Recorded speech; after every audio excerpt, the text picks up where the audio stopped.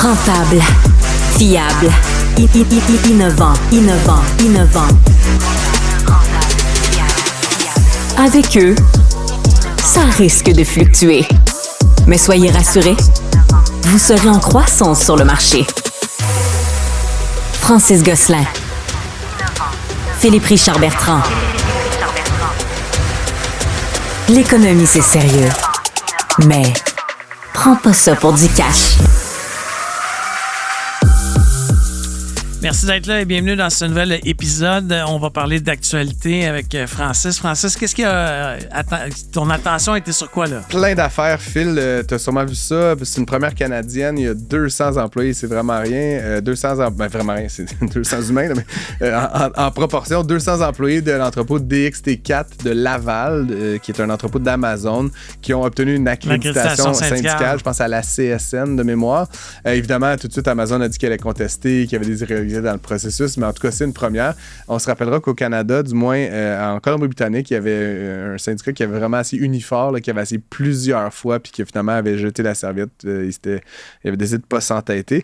C'est intéressant, 200, je disais, c'est pas beaucoup parce qu'Amazon a 1,6 million d'employés. La grande ou la quasi-totalité ne sont pas syndiqués. Il y a quelques spots aux États-Unis qui le sont déjà. Mais donc, encore une fois, c'est une première au Canada. Puis là, il va falloir voir comment Amazon réagit. Oui, parce que là, partout, ils vont se coordonner pour dire, dites-nous comment vous l'avez fait, puis ils vont reproduire. Oui, c'est ça. Il y a une brèche en ce moment. Et puis là, après, il y a des limites légales à ce qu'on peut faire, mais Amazon pourrait décider de fermer l'entrepôt, faire un peu des stratagèmes comme ceux-là. Mais évidemment, la loi au Québec ne permet pas de fermer un entrepôt puis d'en ouvrir un 3 km plus loin avec du nouveau staff. Fait qu'à un moment donné, il y a des limites. C'est sûr que si, évidemment, ces personnes-là, face à ces entreprises-là, puis Amazon n'est pas la seule là, à être très anti-syndicale, réussissent à se syndiquer puis que l'accréditation tient, ben ça va éventuellement leur donner plus de pouvoir de négociation face à cette multinationale américaine. Ça pourrait évidemment se traduire aussi par soit des délais, soit des coûts additionnels là, pour Amazon, puis on va voir comment ça se traduit évidemment dans la stratégie de l'entreprise. J'espère que mon abonnement annuel n'augmentera pas. À 80 $ pour 365 jours, Phil, à 30 cents par jour pour recevoir illimité de colis. Ouais, you're gonna be okay, comme on dit. Plus Amazon Prime. Oui, Amazon Vidéo. Non, mais ça inclut Amazon. C'est ça inclut, Ceci dit, mais parenthèse, tu regardes-tu des choses sur Amazon Prime Video à l'occasion? Moi, j'ai cancellé Netflix. Ah oui? Ouais. Pour rester là-dessus. Pour sauver 12 $ par mois? Non, c'est parce que tu sais, t'as Netflix, j'en ai plusieurs. Je te donne l'argent. Ouais, je comprends. Moi, évidemment, je suis client d'Amazon là, pour les colis, puis j'ai découvert Amazon Prime récemment. Là, j'entendais parler de ça, mais il y a quand même des contenus très différents, des trucs originaux, etc. J'ai regardé Fallout, je sais pas si tu as vu. C'est basé sur un jeu vidéo très beau. Je sais pas si la régie est d'accord d'ailleurs.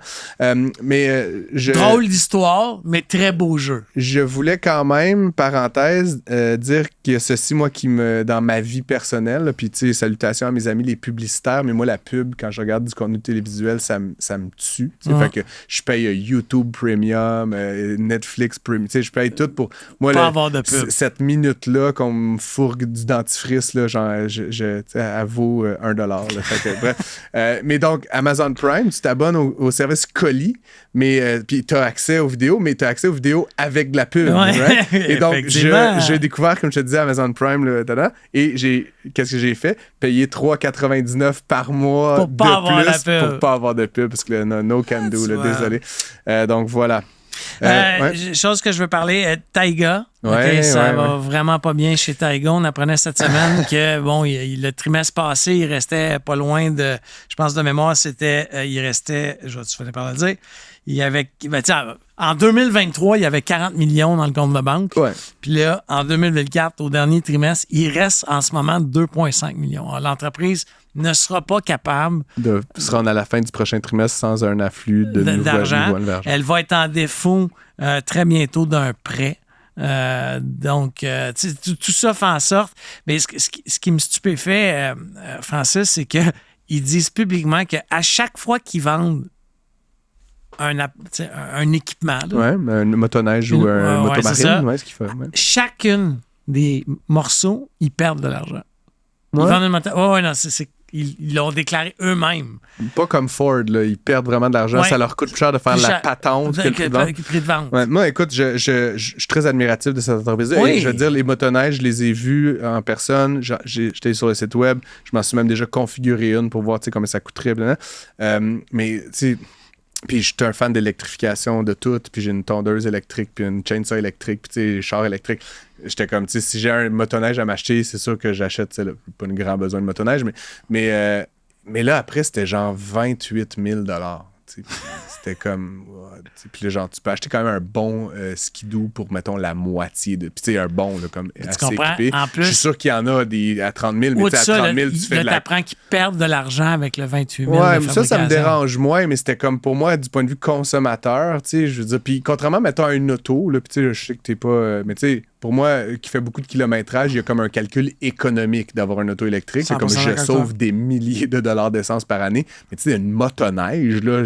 Avant que j'ai sauvé 14 000 $ d'essence, tu comprends que, genre... Il y pour ta petite ride, non, mais c'est ça, au chalet, fait que à Deschambault. Je ferais pas 50 000 km de motoneige par année, fait qu'il y a pas vraiment de calcul économique. Ceci dit, je leur souhaite bonne chance, puis je pense que tu as eu ces échos-là aussi, puis tu sais, c'est des échos, je pense, un peu qu'on a partout, mais clairement, on a au Québec une plateforme qui est un leader mondial, là, qui est BRP. Là, fait que c'est sûr que, quoi qu'il advienne, j'ose espérer que ne serait-ce que pour le papier, puis les chaises, puis les brevets, puis tout ça. Moi, j'entends dire que BRP serait très intéressé par certains des l'IP qu'on appelle en anglais la propriété intellectuelle, les plans et tout, et potentiellement des brevets. On sait que BRP va très bien, de façon profitable, etc. Donc, ils auraient peut-être l'argent pour être Moi, capable j'ai de acheté ramasser. des actions de Taiga, juste que tu le saches, parce que je suis québécois, électrique, innovation.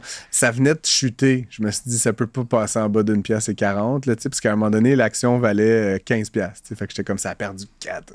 Fait que j'ai acheté à 1,43 Phil, et là, je regardais, puis ça vaut 29 cents. Fait que j'en ai pas acheté tant que ça, mais c'est quand même une triste histoire. Écoute, comme je dis, c'est pas fini. Taiga, surprenamment, là, puis je sais pas comment ils font, mais on dirait qu'à chaque fois qu'ils arrivent là, il y a un 10 millions ou un 6 millions qui tombe d'un gouvernement, d'un investisseur.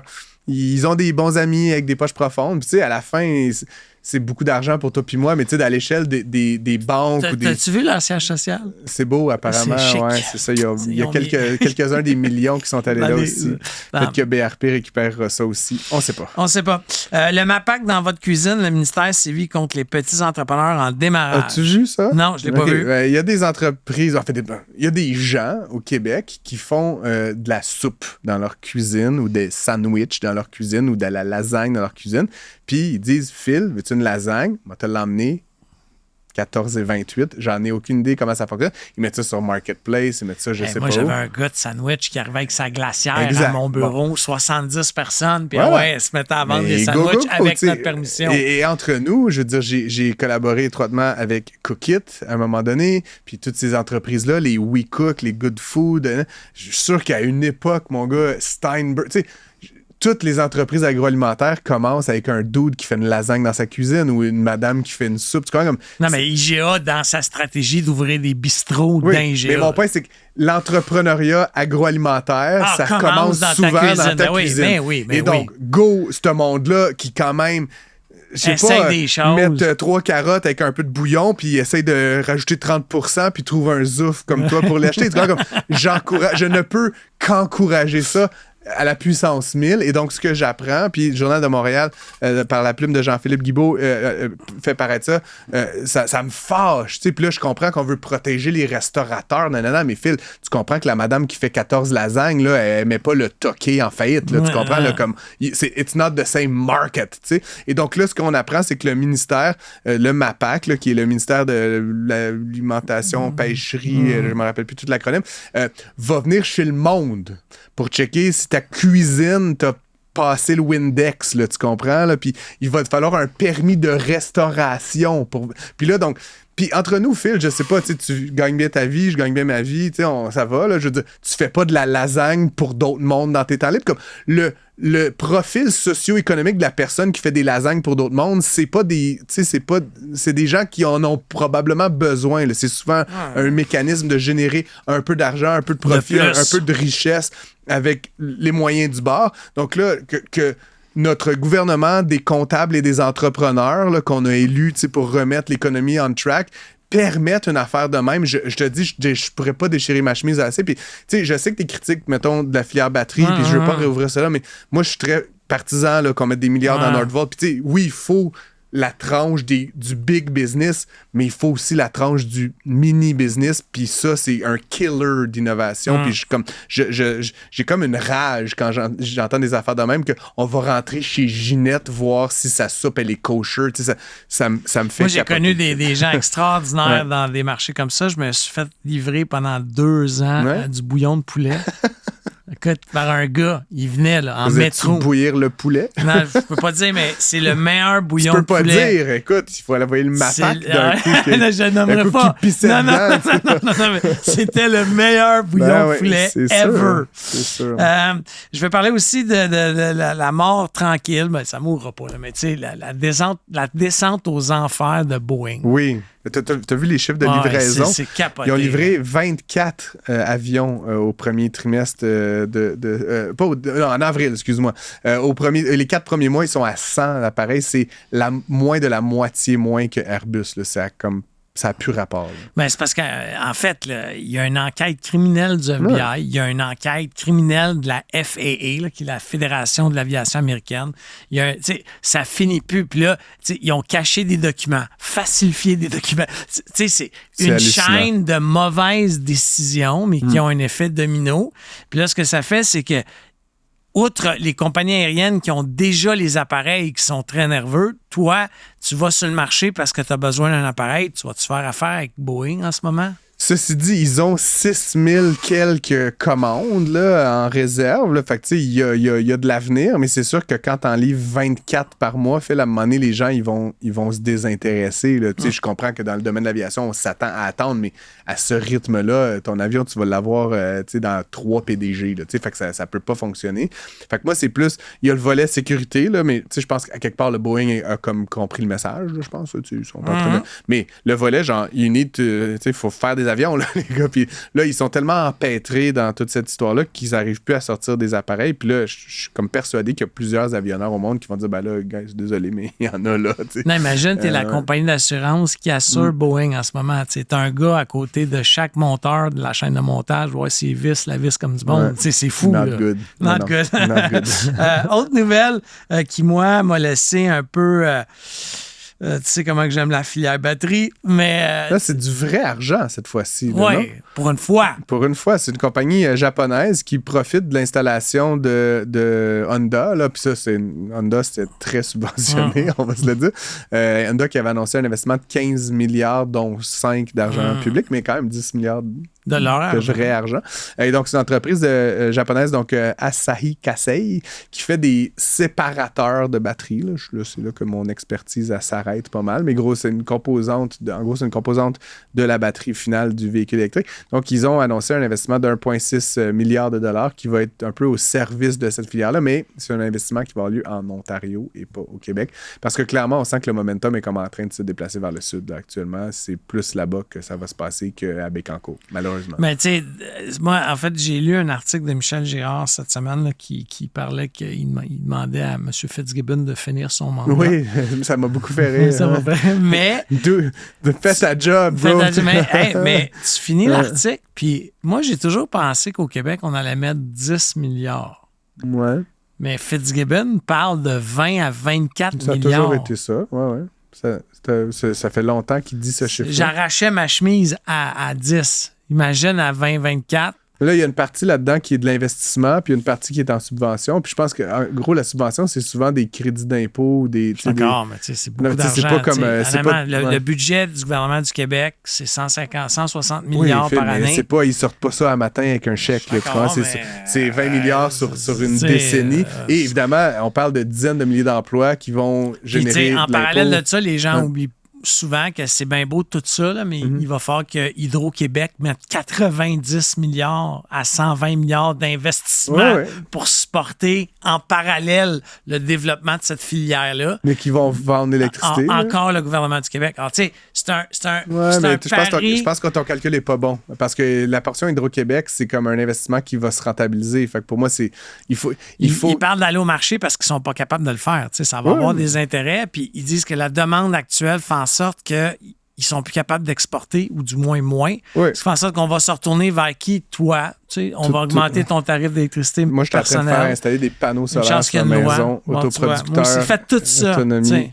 Je vais me couper d'hydro un jour, tu vas voir, je vais vivre en autarcie. Il va y avoir une éolienne. J'étais à Saint-Lambert. Je suis sûr que mes voisins vont m'adorer.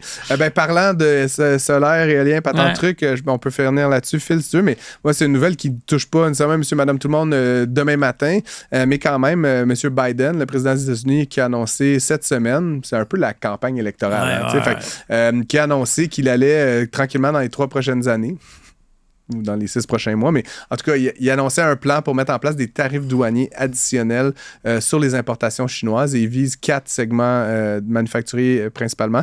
Le premier, les véhicules électriques, justement. Je sais pas si tu as vu un peu là, ce qui se passe actuellement, mais je lisais un blogueur là, qui était comme en Chine, là, tu sais, genre YouTuber, je sais pas quoi. Il a essayé 12 voitures électriques chinoises de différents modèles, puis il était comme « We're dead ». C'est comme, sérieux, c'est des voitures là, hyper luxueuses, toutes connectées, pas tant de trucs, confortables, du cuir, et c'est 22 000 ça, comme ça, il n'y a pas de possibilité. Donc, évidemment, mais nous, on achète des Tesla 80 000. C'est rendu 60 moins les trucs 38. Mais bref, ça pour dire, Phil, ça reste, même avec les vrais chiffres, contrairement au tien, ça reste presque 2 fois plus cher. Et donc, ça va être difficile. Puis donc, M. Biden veut protéger l'industrie américaine qui tarde à faire le changement. Deuxième élément, les panneaux solaires. Puis ça me fâche un peu parce qu'évidemment, bon, je te dis, je blague, là, mais je pense peut-être m'en faire mal. Mais c'est sûr que si on met des tarifs sur les panneaux solaires, et que la Chine produit 80% des panneaux solaires du monde, ben ça veut dire que pour toi puis moi, là, je sais pas si tu es dans ce délire-là, mais en tout cas, n'importe qui là, qui aimerait ça investir là-dedans, ça va coûter plus cher. Et ensuite, l'acier et l'aluminium aussi va être tarifé. Et ça, encore une fois, ça va toucher plein d'industries. On veut construire des usines, on veut faire des choses, on a besoin d'acier, on a besoin d'aluminium. Puis ça va faire ultimement que les consommateurs vont payer plus cher pour beaucoup de leurs biens. D'un autre côté, pour le Québec, si on ramène ça au Québec, l'acier et l'aluminium, moi j'ai plusieurs clients dans ce secteur d'activité-là, il y en a de l'acier, puis il y a de l'aluminium. On a plusieurs alumineries. Quand t'enlèves de la concurrence, ben forcément, ça désincite à innover. Mais d'un autre côté, ça va aider les alumineries du Québec. Go Aluminerie québécoise. C'est ça. C'était notre revue d'actualité. Stay tuned. On a une émission spéciale aujourd'hui dédiée entièrement au Mercurial, qui est un prix de la Fédération des chambres de commerce. On va accueillir Charles Milliard, puis ensuite 2 récipiendaires du prix. Ça va être super le fun. Un taux d'intérêt très élevé qui défie toute la concurrence du marché. Avec Francis Gosselin et Philippe Richard Bertrand. Prends pas ça pour du cash. C'était ces derniers jours les Mercuriades 2024, qui est un grand concours là, entrepreneurial à l'échelle de la province qui est mis de l'avant, piloté. Et les prix sont remis par la Fédération des chambres de commerce du Québec. On a décidé de dédier toute l'émission à ça, Philippe, ce soir, sauf nos actualités, évidemment. Et donc, pour parler des Mercuriades de la Fédération, qui de mieux que Charles Milliard, le PDG de la Fédération des chambres de commerce du Québec. Bonsoir, Charles. Bonjour à vous deux. Ça va bien? Ça va bien, merci. Yes, donc écoute, donc les Mercuriades, ça fait quand même une couple d'années que ça se tient. Est-ce que je me trompe si c'était la 19e année? Non, pas du tout. C'est la 43e. Ah ben là, mais à culpa, faudrait mettre une section archive sur votre site web parce que j'ai réussi à remonter. Les amis, là. Écoute, 43 ans. 43 ans de Mercure. Et donc, comment ça fonctionne? Comment c'est né cette initiative-là, Charles? D'où est-ce que ça vient? Où est-ce que ça va? Dis-nous quelques mots là, un petit peu sur cette cérémonie importante pour le milieu de l'entrepreneuriat. Merci de me permettre l'occasion de parler un peu d'histoire parce qu'effectivement, c'est un des plus vieux concours d'affaires au Canada, je vous dirais. D'ailleurs, à la Fédération des chambres de commerce, en ce moment, on est en train de déménager les bureaux. Donc, dans quelques semaines, on déménagera à quelques coins de rue à Montréal. Et on joue dans les archives en ce moment. Donc, j'ai mis la main sur une photo, justement, de la première cérémonie En 1981, donc, premier Mercure remis par René Lévesque quand même. Donc, wow. Ça a été sans interruption depuis ce temps-là. J'ai même mis la main, les amis, sur un communiqué de presse de 1989 où on mentionnait premièrement que les Mercuriales étaient diffusés au Canal 10 à Télémétropole, mais aussi que l'artiste invité était dénommée Céline Dion. Alors, wow! Je pense qu'on n'a plus les moyens de se payer ça. Une jeune artiste de la relève, à l'époque. J'imagine. Exactement. Mais tout ça pour dire que depuis 44 ans, donc on célèbre l'entrepreneuriat comme ça au Québec, à la fois les PME et les grandes entreprises. Et à la Fédération, c'est important de faire la différence entre les deux. Donc, les PME et les grandes entreprises ne compétitionnent pas ensemble parce que c'est des réalités d'affaires qui sont tellement différentes. Si on veut valoriser et faire connaître nos PME au Québec, il ne faut pas les mettre en compétition nécessairement non plus avec des joueurs qui sont des multinationales. Alors, c'est dans ce contexte-là qu'on a élu, entre autres, 2 entreprises de l'année. Oui. Qu'on va accueillir à l'émission un peu plus tard aujourd'hui. Ceci dit, donc, comment ça fonctionne? Là? C'est Charles Milliard, là, il regarde ça dans son salon un samedi matin, puis là, il roule le dé. Sans blague, c'est quoi le processus un peu par lequel on arrive à choisir ces entreprises de l'année, puis il y a stratégie d'affaires de l'année. En tout cas, il y a plusieurs prix, là, mais c'est quoi le processus de sélection, justement, qui vous emmène à les choisir? Il y a plus d'une quinzaine de prix, donc pour les PME, une quinzaine de prix pour les grandes entreprises. Et souvent, les gens me croient pas, mais je n'ai aucune idée des gagnants. Je le découvre en même temps que vous. Et on a un jury très sérieux qui est présidé par Alain Dubuc, d'ailleurs, ancien journaliste. On le salue, dans le milieu économique. Et donc, et on est reconnu pour être un des concours les plus compliqués pour appliquer. Parce qu'on demande les états financiers. Ça se fait pas en 30 secondes d'appliquer au Mercurial. Alors souvent, ça rebute des gens, mais en même temps, ça donne de la valeur encore plus au prix. Est-ce que c'est Alain Dubuc depuis 1981 ou c'est récent? Non, ça fait quelques années. Cette année, il y avait Anne-Marie Hubert aussi. Et donc plusieurs personnes qui représentent le tissu entrepreneurial au Québec. Très bien. Et donc, ils choisissent ça. Et donc, comme tu dis, il y a quand même un dossier là, important à déposer. Les états financiers, j'imagine que vous les traitez de manière très confidentielle là, et tout ça. Vous êtes la Fédération. Oui, bien sûr, on signe des NDA, puis c'est très... mais ça prend quand même plusieurs heures, là, remplir le document. Je prends la peine de le mentionner parce que souvent, ça va vite une personne. Mais encore une fois, ça montre le sérieux de l'histoire et puis on veut que les gens aient vraiment quelque chose d'important à mettre en valeur pour remporter ce prestigieux prix-là. Et ce sont les entreprises, donc elles-mêmes, qui décident de poser candidature. Je peux pas, moi, par exemple, décider d'inscrire l'entreprise de fil. Comme on le voit, par exemple, dans d'autres concours, il faut vraiment que l'entreprise se porte volontaire, là, si je comprends bien. Oui, habituellement, oui, je vous avoue que c'est ce qu'on voit. Donc, les gens décident d'investir du temps et c'est utile pour la marque employeur aussi. Hein. Moi, je me promène partout au Québec. Quand je visite des entreprises qui ont gagné un Mercure, c'est drôle. Il est toujours à la réception, puis les gens sont très, très fiers de ça. Donc, oui, il faut le faire. Il faut le faire un peu par soi-même, effectivement. Très bien. Et donc là, on va accueillir à l'émission un peu plus tard 2 entreprises que, bon, tu ne les connaissais peut-être, tu ne savais pas qu'elles allaient gagner avant la cérémonie, Charles, mais peut-être parle-nous un petit peu, là, je ne sais pas si tu les connais particulièrement bien, mais Collège Sainte-Anne, donc on va accueillir Hugo Kavenaghi et Beneva, évidemment, que pas mal tout le monde connaît. Quelle est la perspective qu'un président de la Fédération des chambres de commerce a sur ces 2 organismes-là, ces 2 entreprises? Premièrement, je dois vous dire que j'étais très heureux que le Collège Sainte-Anne remporte ce prix-là parce que, premièrement, c'est important que les chambres de commerce s'impliquent dans le milieu de l'éducation. Alors, c'est pas vrai que le milieu de l'éducation n'est pas un secteur, quelque part, qui représente aussi le monde et les entreprises au Québec. Surtout que c'est un collège, évidemment, de nature privée. D'ailleurs, ça a fait l'objet de plusieurs articles là, dans les médias dans les derniers jours parce que les gens s'étonnaient de ça. Mais il y a effectivement... il y a effectivement une ligne d'affaires, si on veut, qui existe dans le milieu de l'éducation. Alors, je trouve ça important qu'on le reconnaisse. Puis, à l'autre bout du spectre, Beneva, qui se passe de présentation, qui a été une entreprise, évidemment, qui est le résultat d'une des grandes fusions des dernières années dans le Québec Inc., avec SSQ et la capitale. Donc, on était heureux de reconnaître ça. Une entreprise aussi fortement implantée à Québec. Donc, les entreprises, il y a des entreprises aussi, une entreprise de Ouachat, Mac-Magnotenam sur la Côte-Nord. Je connais très bien le DG de la Chambre de commerce là-bas qui était très fier de voir son entreprise sélectionnée, effectivement. Alors, ça, c'est fantastique. Donc, vraiment, on a eu des gens de partout au Québec, encore une fois. Puis c'est ça qui fait notre fierté parce que nous, nos bureaux sont à Montréal, mais notre priorité, c'est vraiment dans toutes les régions du Québec, s'assurer que l'entrepreneuriat est vif. Les gens ont envie d'investir puis de vivre dans nos différentes régions. Je veux parler justement, j'ai vu dans les médias sociaux où tu sembles être en tournée provinciale. C'est ce que j'ai compris des médias sociaux. Pourquoi tu te promènes autant dans les provinces du Québec? Non, pas les provinces, mais les régions, excuse-moi. Les régions.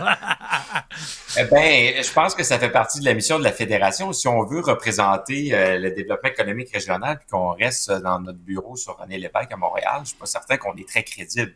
Alors moi, quand je suis arrivé à la Fédération, malheureusement, il y a eu 2 ans de pandémie, mais suite à ça, on a décidé d'être présent sur le terrain. Alors oui, je me déplace beaucoup à l'invitation des chambres. Alors, c'est pas moi qui décide nécessairement d'aller dans une région. C'est vraiment les chambres qui disent, bon, on aimerait ça vous recevoir pour faire une conférence, pour visiter des entreprises, pour participer à un gala. Donc, je suis très fier de dire que dans les 18 derniers mois, j'ai vraiment fait le tour du Québec. Et souvent, les gens disent, j'ai fait le tour du Québec, ils sont partis de Québec, ils sont arrêtés s'acheter un café à Trois-Rivières, puis ils ont fini à Montréal. Ou au Madrid, c'est selon.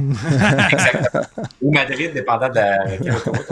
Mais dans les 2 derniers mois, entre autres, je suis allé à Coudjouac, je suis allé aux îles, à Gaspé, à Sept-Îles, à Valleyfield, à Rouyn. Donc, on est vraiment présent sur le terrain parce qu'honnêtement, on a 120 chambres de commerce, on a 110 employés maintenant à la Fédération. Donc, quand on dit qu'on a des yeux, des oreilles partout au Québec, c'est la vérité. C'est sûr que, évidemment, vous êtes la Fédération des chambres de commerce. Tu le dis, Charles, vous avez plusieurs... Ce sont des membres, les chambres à la Fédération? Oui, donc à la fois les chambres qui sont membres, mais on a aussi des membres corporatifs. On a 1100 membres corporatifs. Donc, je suis un membre corporatif. C'est tout à ton honneur, Philippe. Ma question est la suivante. Évidemment, on sait que le contexte économique est morose, là, ou en tout cas, c'est pas la forte croissance, là, puis bon, pour mille et une raisons qu'on ne recitera pas. C'est quoi, justement, ayant fait cette tournée du Québec, c'est quoi un peu le sentiment des chambres de commerce, de leur DG, de leurs membres sur le terrain? Charles, c'est quoi votre lecture là, en tant que fédération de ce qui se passe actuellement au Québec? D'un point de vue des chambres, je vous dirais qu'il y a vraiment une belle résilience dans le réseau. On se demandait si les gens allaient retourner dans des événements, participer. Je vais vous donner un exemple. Il y a 2 semaines, j'étais au gala de la Chambre de commerce de Victoriaville. Victoriaville, là, c'est pas New York. Il y avait 750 personnes au Colisée des Jardins pour l'événement. On avait 850 personnes au Mercurial. Je suis allé aux Îles de la Madeleine, 250 personnes, la salle pleine au gala des Éloises. Donc, tout ça pour vous dire, au-delà des noms que je vous donne, que les gens reconnaissent l'importance de se rassembler encore puis de réseauter. Puis c'est de là que naissent des opportunités d'affaires. Donc ça, c'est positif. Maintenant, les entreprises, il y a plusieurs secteurs d'activité qui ont encore de la difficulté, plusieurs secteurs qui se relèvent difficilement, entre autres de la fin du compte d'urgence, des taux d'intérêt, évidemment, de la contraction économique qu'on connaît.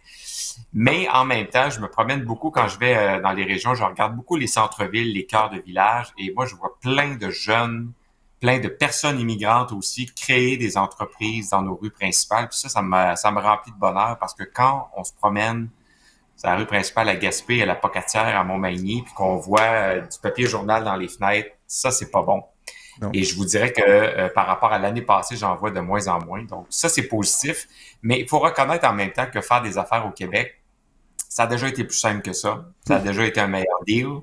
Alors, il faut être vigilant sur la facilité qu'on a à faire de l'entrepreneuriat au Québec. On aura certainement d'autres occasions, Charles, de te réinviter pour parler de toutes ces dimensions économico-politiques. Mais en tout cas, en ce qui me concerne, là, c'est vraiment intéressant d'entendre parler de cette cérémonie de prix, de toutes ces entreprises fabuleuses là, québécoises qui ont été reconnues dans cet événement.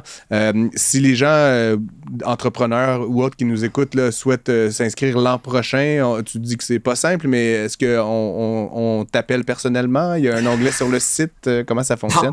Non, surtout pas. On m'appelle surtout pas personnellement parce que je n'ai rien à voir.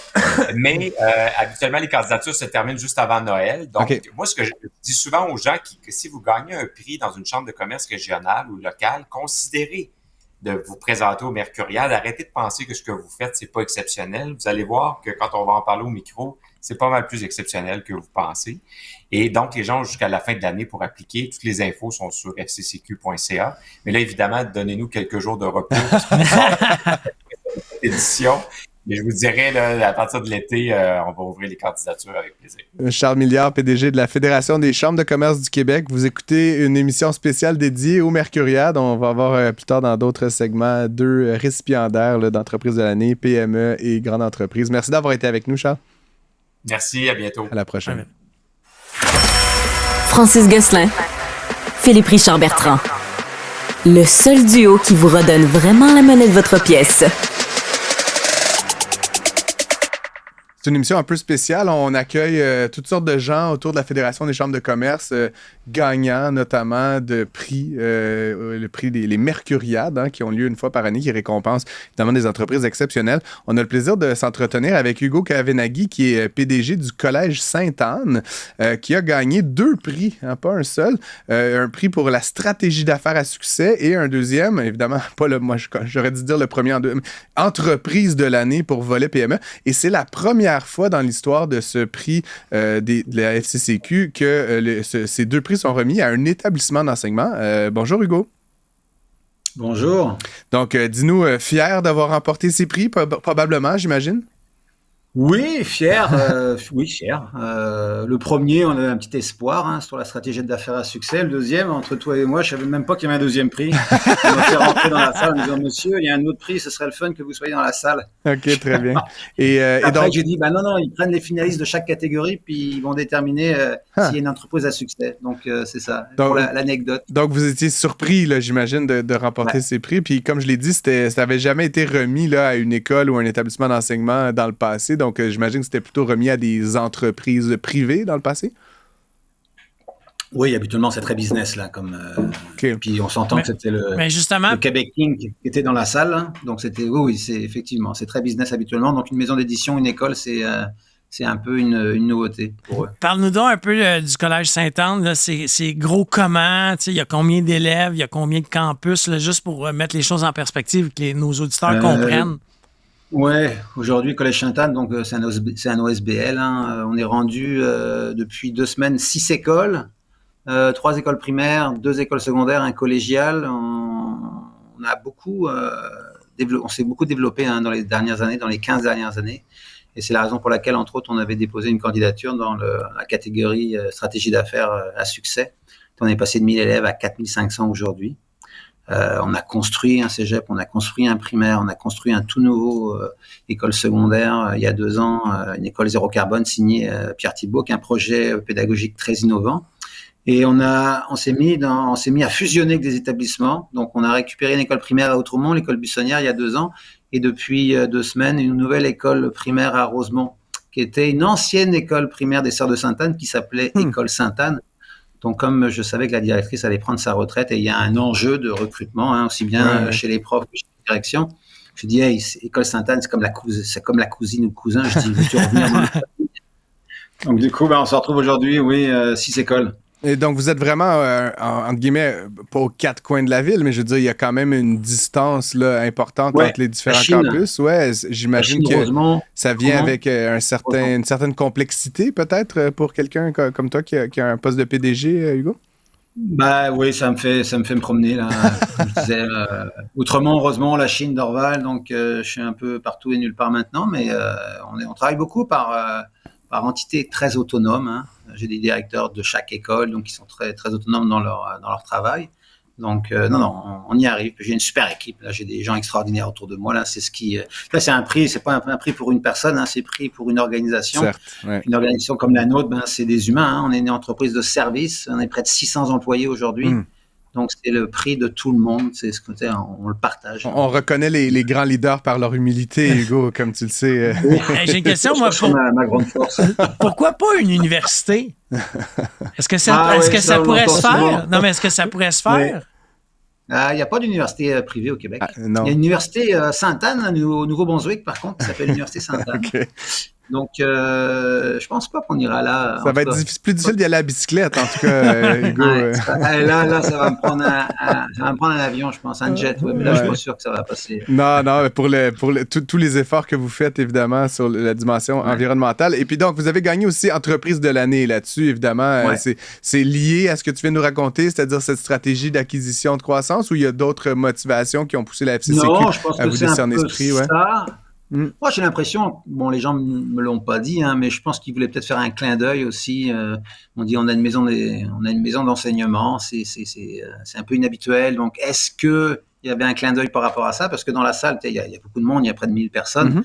J'avais beaucoup de parents d'élèves qui étaient fiers aussi. Mais beaucoup de gens, à la fin, qui sont venus me voir, on est content que ce soit une école, une maison d'enseignement. On entend tellement parler négativement de l'éducation, même de la santé. Pour une fois que nous, on a des bonnes nouvelles à partager. Et c'est la raison pour laquelle on avait décidé de déposer une candidature. Nous, on aime ce qu'on fait, ça fonctionne bien, on se développe, on a des beaux projets pédagogiques et c'est important de partager la bonne nouvelle. On n'entend que des choses vraiment négatives sur l'éducation dans les journaux ou quoi que ce soit. Et nous, on avait dit, nous, ça fonctionne, puis ça fonctionne bien, puis parlons-en, en espérant que ça fasse école, en espérant que ça fasse un peu de bien à tout le réseau, pas juste à nous. Là. On parle positivement de l'éducation. À ce sujet, Hugo, on se connaît un tout petit peu, mais je crois d'avoir déjà entendu ou lu quelque part parler du coût de construction, puis vous avez construit des écoles récemment.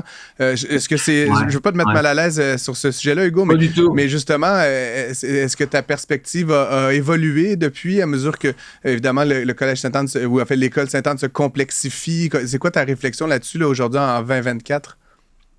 C'est parce qu'on s'est aperçu en tout cas, nous avons construit au Collège Sainte-Anne une école toute neuve, une école secondaire à Dorval. Puis en regardant ce qui se fait dans les écoles du Lab École, on est à 2 fois moins cher au mètre carré. C'est une école signée Pierre Thibault, zéro carbone. On a construit à 4 000 $ le mètre carré. Actuellement, ce qui se construit aux alentours, c'est du 9 000 $ le mètre carré. J'ai dit ça, j'ai rien dit. J'ai peut-être le fun de venir voir comment on a construit ce bâtiment-là. On l'a fait pendant la pandémie. On a été une des rares écoles à rentrer dans le budget on time. J'avais dit, écoutez, moi j'ai des élèves qui arrivent le 15 août. Là. Je ne peux pas les faire tarder jusqu'au 15 septembre. On ne peut pas les mettre dans des conteneurs. Je pense qu'il y a des choses qu'on doit faire correctement. Puis on en parle souvent avec Pierre. On se dit, à un moment donné, faut que les gens viennent voir comment on a fait ça. On n'est pas les seuls, on n'est pas des champions, nous, on est là pour partager ce qu'on fait, que ce soit des projets pédagogiques ou autre chose. Si on peut aider à quelqu'un d'autre, eh bien, écoutez, on est là pour ça. Puis ça fait partie de la mission, de la vision de Sainte-Anne, de partager ce qu'on est capable de faire. Je terminerai peut-être avec une question parce que Philippe et moi, on a un métier de consultant, puis pour avoir travaillé avec beaucoup d'OBNL, c'est ce que tu as décrit, Hugo, la fusion-acquisition, entre guillemets, c'est comme un vocabulaire quasiment qui fait ressortir de l'hostilité, ou en tout cas avec lequel on est, somme toute, assez inconfortable. J'ai l'impression que ce soit dans le milieu culturel, dans le milieu pédagogique, dans le milieu de l'économie sociale. Tu l'as fait, donc j'imagine bien, en tout cas clairement, les prix en témoignent. Quelle est ta réflexion un peu là-dessus, sur cette aversion à se rapprocher quand on partage une communauté de mission comme les écoles et collèges que tu nous as décrits? Ce qui se passe dans les écoles, il y en a des tout petites écoles. La dernière école, entre autres l'école Sainte-Anne, c'est 200 étudiants, c'est 25 membres du personnel, c'est des gens qui ne peuvent pas se payer de service parce qu'ils sont tout petits. Alors qu'à Sainte-Anne, moi j'ai des directeurs de service, des gens en ressources humaines, ressources matérielles. Donc moi, c'est des économies d'échelle, c'est des gens qui peuvent aller travailler. Ma directrice, quand je lui ai dit, écoute, demain matin, la loi 25, tu t'en occupes pas, c'est mon directeur des technos. Elle m'a regardé, oh my God, c'est comme si j'avais gagné au loto.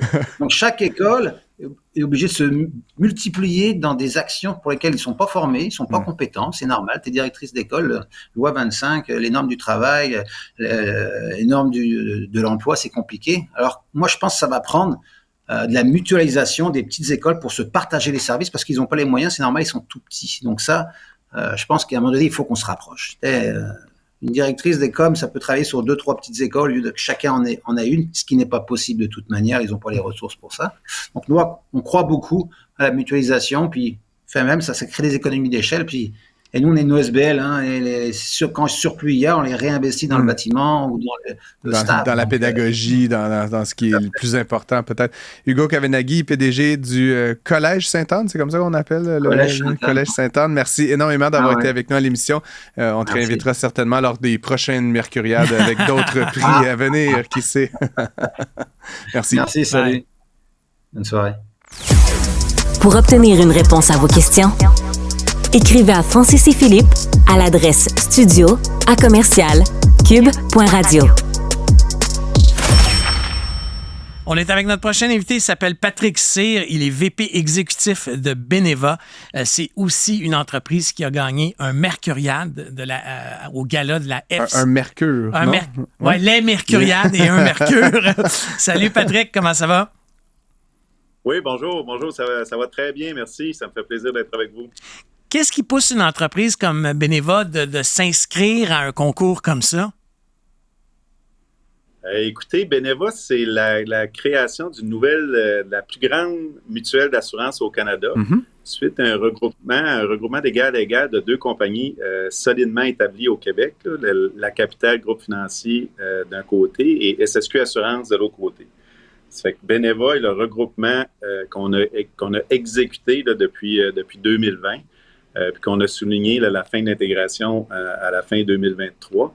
C'est avec fierté là, qu'on a reçu le Mercure lundi dernier. Puis on prend ça comme une belle, une grande fierté, premièrement, mais on prend ça aussi comme une grande reconnaissance des travaux effectués là, depuis maintenant. L'annonce officielle puis la date de la transaction de la fusion d'égal à égal était le 1er juillet 2020. Oui, c'est ça.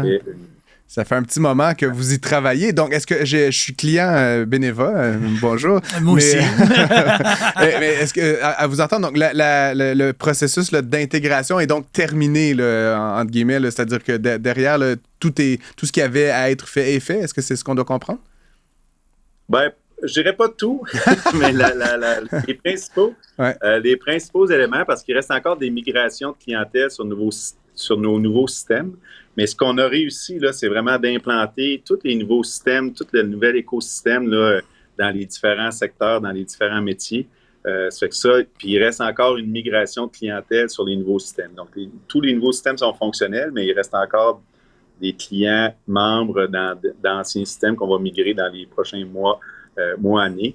Mais tout est prêt, là, puis on a élaboré la nouvelle marque, on a mis en place la nouvelle marque Beneva. Avec grand succès. On a dépassé nos objectifs là, de notoriété qu'on s'était donné au Québec. On partait de deux entreprises avec déjà une bonne notoriété. Ça fait que ça aussi, là, ça a été beaucoup de travail. Vous êtes originaire, pourrait-on dire, Patrick, de l'un des deux qui d'égal à égal, se sont rapprochés. Comment est-ce qu'on se retrouve VP leader intégration? Comment est-ce qu'on choisit quelqu'un comme vous pour dire c'est à vous qui allez joindre les mains? Vous êtes un peu comme le célébrant, si je comprends bien. C'est ça. Non, écoutez, oui, moi, j'étais un ex-SSQ. J'ai fait, là, je vais trahir mon âge un peu, mais près de 30 ans, je pourrais dire près ou plus, là, mais près de 30 ans de carrière chez SSQ Beneva maintenant. J'étais chef des finances au moment du regroupement. Okay. Puis il y a eu plusieurs tentatives avant, en amont de la tentative réussie de 2020. Et avec l'expérience des années acquises chez SSQ, la connaissance des métiers et des systèmes, bien, on m'a donné le défi que j'ai accepté avec plaisir là, de livrer puis d'exécuter, parce que c'est une chose d'avoir un rêve puis d'avoir une vision puis un plan, mais c'est un autre défi de réussir à l'exécuter puis à l'intégrer. Ça fait que j'ai accepté ça avec fierté. Ça fait que c'est pour ces deux raisons-là principales. Là, il faudrait demander à mon président chef de la direction, mais quand il va faire ce défi. Mais je me le disais aussi, ça doit être quand même une job complexe de prendre deux gros groupes, là, parce que quand il prend individuel au début, est-ce que ça se fait sans embûche ou il y a des moments qui ont... Je vais entendre un peu au niveau de la gestion, ça a été dur par certains moments sans nous donner là, des secrets ou whatever, mais je me dis que ça doit être toute une job là, de faire ça. Oui, c'est effectivement, je vais reprendre votre expression, c'est toute une job, mais on a l'élément là, qui a vraiment attaché tout le monde, là, c'est la cible, c'est l'ambition. C'est le message de créer, de bâtir la plus grande mutuelle d'assurance au Canada, donc deux grands assureurs qui se regroupent. Puis on a traité ça vraiment comme un regroupement d'égal à égal. C'est que ça a permis, sous le leadership là, de notre président chef de la direction, Jean-François Chalifou, Il a créé, dès le départ, la transaction était le 1er juillet. Dès le 1er juillet, on a annoncé, voici l'équipe de direction, qui était une équipe composée d'ex La Capitale, d'ex SSQ Assurance, avec des nouveaux joueurs à l'équipe de direction, mais il y avait je vais appeler ça une équité très respectée. Ça fait que c'était le ton était donné par Jean-François et le comité de direction. Après ça, un regroupement d'égal à égal, mais c'est d'utiliser les forces que les deux ex-entreprises avaient. La Capitale est un leader plus en assurance de dommages, SSQ Assurance est un leader plus en assurance collective. Puis en regroupant les activités de AISF, Assurance individuelle, services financiers, on doublait leur volume, leur taille, ça fait que ça donnait une envergure aussi intéressante. Ça fait que dès le début, on a dicté le pas que c'était un regroupement d'égal à égal, ça allait être un succès. La première condition, là, ça allait être un succès de collaboration, une performance collective. S'il n'y avait pas de collaboration, on ne réussirait pas. Ça fait que ça a été dès le départ. Puis après ça, on a mis en place une équipe, une priorisation d'intégration. On avait 4 priorités bien établies par la direction. C'était de maintenir nos opérations, parce qu'on a 2,7 millions de membres à desservir et à continuer de bien servir. Nous incluant. Après ça, oui, vous incluant. Donc, continuer de bien servir les membres, s'assurer qu'on exécute l'intégration, donc prioriser les travaux reliés à l'intégration. Après ça, on avait d'établir une nouvelle culture unique. Ça aussi, ça a été un facteur de succès important. On a commencé en amont de la transaction à travailler sur les éléments culturels pour s'assurer qu'on bâtissait, puis on a établi une nouvelle culture en groupe, incluant la consultation des gestionnaires, des employés, pour bâtir une culture unique Beneva. Puis ça a aidé beaucoup.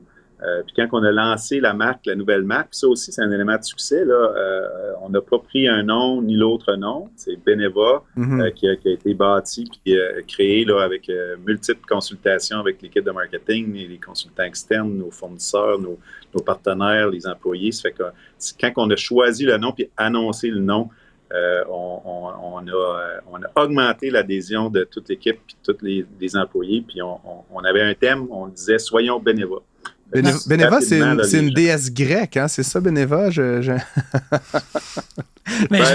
puis là, je vais faire attention, mais il y a Béné pour bénéfice. OK. Puis Eva pour action et évolution. Ça fait que on question des bénéfices, évolution, mais c'est pas, il n'y a pas de. Il n'y a pas ça. Faire reprendre. Non. Mais je trouve ça intéressant quand même. Je trouve ça intéressant comme stratégie d'affaires, à la place d'avoir essayé de faire fitter les deux marques ensemble. Oui. Comme on voit souvent. Oui, souvent, c'est ce qu'on voit dans le domaine financier, mais de lancer, moi, j'ai trouvé ça courageux, mais je trouvais ça brillant pour unifier l'équipe, repartir sur de nouvelles bases culturelles internes. Mais en tout cas, félicitations, c'est vraiment le fun à voir aller, d'avoir une boîte québécoise là, qui fait de grandes choses. Oui, puis je peux te dire, là, au terme de cette rencontre entre nous, là, je regardais le post de Patrick sur LinkedIn, là, puis il y avait du monde sur la scène quand même, hein? Oui. Effectivement, il y avait des membres de l'équipe de direction, les membres de l'équipe de l'intégration. On était très heureux de ce mercure-là. Encore une fois, félicitations pour ce prix. On encourage évidemment les gens à s'intéresser à ce prix important de la Fédération de la Chambre de commerce. On en a parlé avec Charles Milliard un petit peu plus tôt à l'émission. Et donc, bonne continuation. Patrick, là, l'intégration est terminée, mais pas tout à fait terminée, si je comprends bien. Donc, on vous souhaite la meilleure des chances pour la suite. Là, maintenant, on a mis en place les fondations pour pouvoir accélérer notre croissance au Canada. On est déjà le plus grand assureur mutuel, mais on veut devenir un joueur encore plus important au Canada. En fait, il est en train de se magasiner une autre invitation à l'émission. C'est ça. Tu es en train de nous dire qu'il y a d'autres choses qui s'en viennent. Peut-être une autre acquisition aussi. Tout peut arriver dans le domaine de l'assurance. On a établi une structure accueillante. Vous l'aurez entendu ici avant toute chose. Merci Patrick, je te souhaite une bonne continuation, mais on va te recevoir prochainement, c'est sûr. Patrick Cyr, VP exécutif et leader intégration chez Beneva. Merci d'avoir été avec nous. Merci beaucoup. Bonne journée à tout le monde. Bonne journée. Tous les épisodes de Prends pas ça pour du cash sont disponibles en podcast sur l'application et le site cube.ca.